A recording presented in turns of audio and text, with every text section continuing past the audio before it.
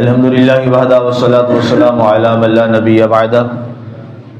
اما بعد فاعوذ باللہ من الشیطان الرجیم بسم اللہ الرحمن الرحیم وَإِذَا لَقُوا الَّذِينَ آمَنُوا قَالُوا آمَنَّا وَإِذَا خَلَا بَعْضُهُمْ إِلَى بَعْضٍ قَالُوا أَتُحَدِّثُونَهُمْ بِمَا فَتَحَ اللَّهُ عَلَيْكُمْ لِيُحَاجُّوكُمْ بِهِ عِندَ رَبِّكُمْ أَفَلَا تَعْقِلُونَ۔ اور جب وہ ایمان والوں سے ملتے تو کہتے ہم تو ایمان والے ہو گئے، اور جب خلوت جمتی بعضوں کی بعض کے ساتھ سمجھاتے ایک دوسرے کو جو اللہ نے تم پر کھولا ہے وہ مومنوں کو تم کیوں بتاتے ہو، اس سے تو وہ تمہارے رب کے ہاں دلیل قائم کر لیں گے، کیا تم عقل سے کام نہیں لیتے؟ سامعین، آج ہماری سورہ البقرہ شریف کی آیت مبارکہ نمبر 76 کی تلاوت و ترجمہ کا شرف نصیب ہوا۔ ہماری گفتگو چل رہی ہے یہودیوں کے حوالے سے۔ یہ پچھلا پورا رکوع جو ہے وہ مسلسل یہودیوں کے حوالے سے، اور اس بارے میں رب ذوالجلال نے ان کے جو مکر و فریب ہیں ان کا تفصیلی جو ہے وہ ذکر فرمایا ہے۔ بدھ والا جو ہمارا درس تھا، افتطمعون ان یؤمنوا لکم وقد کان فریق منہم یسمعون کلام اللہ، یہ والی بات تھی کہ اللہ کا کلام سنتے پھر کیا کرتے، ثم یحرفونہ من بعد، اور پھر اس میں خود ہی تحریف کر دیتے تھے یہ لوگ۔ تعریف کا میں نے آپ کو سمجھایا تھا کہ تعریف ہوتا ہے کلام کو چینج کر دینا، تبدیل کر دینا۔ اس کے بعد اب یہاں سے بتایا جا رہا ہے وَإِذَا لَقُوا الَّذِينَ آمَنُوا، اب یہ یہودیوں کی ایک اور سازش ہے جو بعد میں منافقوں میں بھی آ گئی۔ یہ کیا کرتے، جب ایمان والوں سے ان کی ملاقات ہوتی، ایمان والوں سے ملتے، قالوا آمنا، تو کہہ دیتے ہم ایمان لے آئے۔ اب مقصد کیا تھا کہ ظاہر ہے یہ ایمان تو نہیں لے آئے تھے، بنیادی طور پر یہ چاہتے یہ تھے کہ منافقانہ انداز میں مسلمانوں کی صفوں میں گھس جائیں اور وہاں سے مسلمانوں کی باتوں کو اور ان کی منصوبہ بندیاں جو ہیں ان کو سنیں اور سمجھیں، اور اس کے بعد آ کر مسلمانوں کے مقابلے کے لیے اسی انداز سے اپنے آپ کو تیار کریں۔ یہی کام عبداللہ بن ابی اور اس کے جتنے حواری لوگ تھے وہ یہ کیا کرتے تھے، جس کو آپ نے آغاز میں سورہ بقرہ کے بہت شروع میں آپ نے اس کو پڑھا کہ وہ لوگ کیا کرتے تھے۔ اب جب یہ ان کا یہ حال ہوا تو قرآن فرماتا ہے وَإِذَا خَلَا بَعْضُهُمْ إِلَىٰ بَعْضٍ، ایمان والوں سے مل رہے ہیں تو کہہ رہے ہیں ہم ایمان لے آئے ہیں، ہم مسلمان ہو گئے ہیں، اور جب یہ یہاں سے واپس لوٹتے اور خلوت نشینی میں اپنے حواریوں کے ساتھ اور اپنے یہودیوں کے ساتھ بیٹھتے۔ اب منافقوں کے حوالے سے بھی یہاں لکھا بعض مفسرین نے، لیکن چونکہ اکثریت اس طرف گئی ہے کہ یہ موضوع سارا یہودیوں کے حوالے سے ہے اور یہ آیات ساری براہ راست یہودیوں کے حوالے سے ہے، تو یہ رویہ ایک عرصہ تک یہودیوں نے اپنائے رکھا، اور اس سے آج بھی، اور یہ ابھی رکا نہیں ہے، آج بھی یہودی ہماری صفوں میں موجود ہے۔ ظلم یہ ہے کہ آج بھی یہودی ہماری صفوں میں موجود ہیں، اور یہ اتنے سخت ترین یہ ظالم لوگ ہیں، عیسائی اس کے مقابلے میں تو بہت تھوڑا ہے، یہودی اتنا ظالم ہے کہ آج بھی انہوں نے کچھ ایسے ادارے ان کے قائم ہیں جہاں پر یہ قرآن کی باقاعدہ طور پر تعلیم دیتے ہیں یہودی، اور لوگوں کو معلوم نہیں ہے۔ ان کا پورا گیٹ اپ ہمارے والا بنواتے ہیں، اور قرآن کا پورا علم سیکھ کر پھر جا کر ایک عرصہ تک یہ روایات رپورٹ ہوئی ہمارے اداروں کی، مسلمانوں کی مساجد میں امامت بھی کرتے۔ ایسے کئی واقعات رپورٹ ہوئے ہمارے پاکستان میں، رپورٹ ہوئے ایسے واقعات، آپ نے سنا ہوگا، دیکھا بھی ہوگا نیوز چینل پہ، اخبارات میں یہ چھپا باقاعدہ۔ بعد میں پتہ چلا کہ وہ یہودی کہ اس قدر یہ اسلام دشمن لوگ ہیں، اور ان کی دشمنی آپ ایک عرصہ سے غزہ میں دیکھ بھی رہے ہیں، فلسطین میں جو چل رہی ہے وہ آپ سب کے سامنے۔ فرمایا جب یہ خلوت میں جاتے قالوا اتحدثونهم بما فتح اللہ علیکم، کہتے خبردار جو تورات میں لکھا ہے نا، جو تورات میں اللہ نے ہمیں باتیں بتائی ہیں نبی صلی اللہ علیہ وسلم کے بارے میں اور امت محمدی صلی اللہ علیہ وسلم کے بارے میں،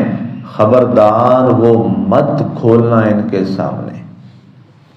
اب اس کے تحت امام فخر الدین رازی نے لکھا ہے کہ وہ کون سی بات تھی جو یہ کھولنا نہیں چاہتے تھے، یہ کون سی بات تھی جو چھپانا چاہتے تھے مسلمانوں سے۔ امام فخر الدین فرماتے ہیں جو سب سے بڑی بات تھی جو یہ لوگوں پر کھولنا نہیں چاہتے تھے، مسلمانوں پر کھولنا نہیں چاہتے تھے، جو تورات میں تھی، وہ یہ ایک بڑی بات تھی کہ تورات شریف میں لکھا تھا کہ ہمارا ایک ایسا نبی اور رسول آئے گا جس کی خوشخبری تمہیں موسیٰ علیہ السلام دے کے جائیں گے، وہ ہمارا آخری نبی اور رسول ہے جس کا نام احمد ہے۔ یہ تورات میں لکھا ہے، اس کا نام احمد ہے، آقا کا نام تورات شریف میں احمد لکھا ہوا، اس کا نام احمد ہوگا، اس پر تم ایمان لے آنا، اس لیے کہ موسیٰ علیہ السلام کا نبی بھی وہی ہے جس کا نام احمد ہے۔ اب یہ تورات شریف میں جو اللہ نے ان کے لیے ایک بات کھولی تھی، امام فخر الدین رازی رحمۃ اللہ علیہ فرماتے ہیں کہ سب سے جو بڑی تکلیف تھی انہیں اس جملے سے تھی کہ یہ جملہ نہ کہیں کھل جائے مسلمانوں کے سامنے،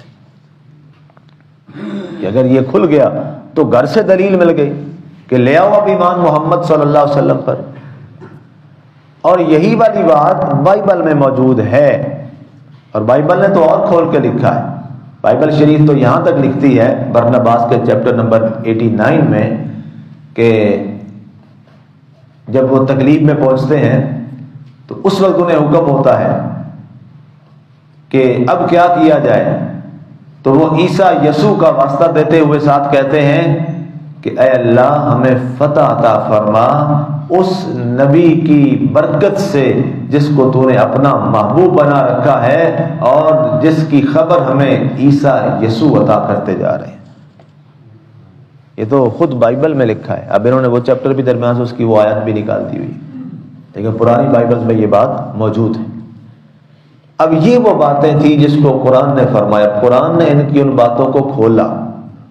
قرآن نے اپنے ان کی چھپی ہوئی باتوں کو بھی کھولا۔ انہیں یہ معلوم نہیں تھا کہ تورات اور بائبل آخری کتاب ہے، انہیں یہ بعد میں پتہ چلا، لیکن اللہ کی حکمتیں تو اللہ کو پتہ ہوتی ہیں۔ اللہ تعالیٰ کو تو یہ ظاہر ہے اس نے فیصلہ کیا ہوا تھا کہ ایک کتاب میں ایسی بھیجوں گا جس کتاب کے اندر ان کی ساری چھپی ہوئی باتوں کو بھی میں کھول کے رکھ دوں گا۔ اب ظاہر ہے ہمارے لیے قرآن نے کھول دیا نا یہ بات کو، یہ 100 بار چھپا لیں، 100 بار تعریف کر لیں، قرآن نے ہمارے لیے کھول دیا کہ یہ کیا کہتے وَإِذَا خَلَا بَعْضُهُمْ إِلَىٰ بَعْضٍ، اب جب یہ تنہائیوں میں جاتے قَالُوا أَتُحَدِّثُونَهُم بِمَا فَتَحَ اللَّهُ عَلَيْكُمْ، کہ ان سے تم یہ باتیں مت کہنا جو اللہ نے تمہارے اوپر کھولی ہیں، لِيُحَاجُّوكُم بِهِ عِندَ رَبِّكُمْ، وگرنہ یہ اللہ کے ہاں تمہارے لیے اس پر دلیل قائم کر لیں گے۔ دلیل کیا قائم کریں گے؟ دیکھو یہ تو تمہاری تورات میں لکھا ہے، اس پر تو ایمان لے آؤ، تمہارے گھر کی یہ دلیل ہے، یہ تو مان لو۔ تورات کو تو تم کہتے ہو مانتے، تو تورات کو ہی مان لو، جو تورات کہہ رہی ہے وہی مان لو۔ توحید کی بات آئے گی جو تورات نے کہا ہے وہی مان لو، رسالت کی بات ہے تو جو تورات کہہ رہی ہے وہی مان لو۔ ایک لمحے کے لیے نہ تم ہمارے قرآن کو مانو، تورات کو تو مانو، تورات کیا کہتی ہے۔ تو اس لیے انہوں نے کہا کہ تم ایسی بات ان کو مت کرنا، وگرنہ یہ تمہارے اوپر دلیل قائم کر لیں گے۔ افلا تعقلون، کیا تم عقل سے کام نہیں لیتے؟ اب اس سے نتیجتاً اور سمرائز جو میں شاید کو کروں تو وہ یوں ہوگا کہ رب ذوالجلال نے قرآن میں یہودیوں کے مکر فروغ جتنے ہیں، ان کی چالیں ہیں، چالاکیاں ہیں، سب کو قرآن نے بے نقاب کیا ہے۔ اور ہمیں یہ آیت کیوں پڑھائی جاتی ہے؟ ہم اس آیت میں کیوں اتنی بات کر رہے ہیں؟ وہ اس لیے کہ ہم مسلمان اس حساسیت کو سمجھیں کہ یہ لوگ اگر حضور علیہ الصلوۃ والسلام کے زمانے میں، جو ظاہری طور پر آپ کا زمانہ مبارک ہے، آپ کی ظاہری حیات کا، تو اس وقت اگر یہ اسلام کے اتنے دشمن تھے تو آج یہ اسلام کے کتنے بڑے دشمن ہیں۔ ہمیں اس بات کو اصل میں سمجھنے کی ضرورت ہے، اور قرآن کا یہ والا پہلو ہمارے سامنے ہر لمحہ رہنا چاہیے، ہر لمحہ رہنا چاہیے۔ ان سے کوئی اگر کسی طور پر تعلقات بھی قائم ہیں تو ساتھ یہ آیت سامنے کھڑی رہنی چاہیے کہ اگر ملاقات میں تمہیں یہ بڑی محبتیں بھی بانٹ رہے ہوں تو خیال رکھنا یہ وہی نسل ہے، یہ وہی لوگ ہیں کہ یہ تو یہاں تک کہہ دیتے تھے ہم ایمان لے آئے ہیں لوگوں کے سامنے، لیکن جب خلوت میں جاتے تھے تو کہتے تھے خبردار ان سے اپنی بات مت کہنا۔ یہ جملہ ہمارے ذہنوں سے کبھی بھی محو نہیں ہونا چاہیے۔ اگر مسلمان اس بات سے اس کا ادراک نہ کر سکا تو پھر یقیناً اسلام کو ایک ناقابل تلافی نقصان ہو سکتا۔ مسلمان کو تو خیر بہت نقصان ہو چکا ہے، اس میں تو کوئی دوسری رائے نہیں ہے، ہم مسلمانوں کا بہت نقصان ہو چکا ہے، بہت نقصان ہوا ہے، ابھی تک ہو رہا ہے۔ اللہ ہمیں اس سے محفوظ فرمائے، اس سے اللہ ہمیں محفوظ فرمائے۔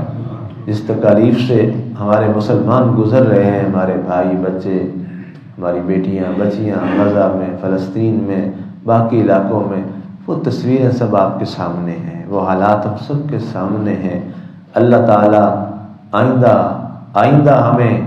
ان کی چالاکیوں سے اور ان کی مکاریوں اور فریبوں سے ہم سب کو محفوظ رکھے، اور اللہ اسلام کی حفاظت فرمائے اور آقا کے دین کی حفاظت فرمائے اور مسلمانوں کی حفاظت فرمائے۔ آمین۔ وما علینا الا البلاغ المبین۔